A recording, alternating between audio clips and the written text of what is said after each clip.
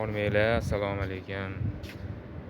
Bahrayndagi Sakhir Formula 1 trassasi jahon chempionatining bosqichlarini qabul qiladigan treklardan bittasi.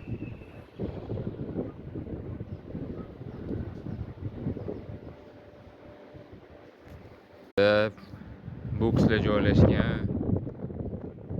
Formula 1 hamma jamoalari shu bokslardan ikkitadan joy egallashadi. Mexaniklarning ishi o'sha yerda qiziydi. O'rinlarni ko'rsatadigan tablo. Bosh minora.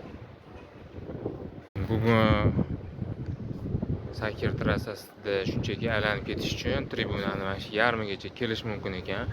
Hamda start chizig'i, svetoforlarni ko'rib turibsiz. Mana shu svetoforlar start beradi, belgilab beradi. Kimlarni hammani o'zini egallagan o'rinlarini qarab joylashadigan start chizig'i. Saralash va sprinterskiy poygada qayd etgan natijasiga qarab joylashadi poygacha.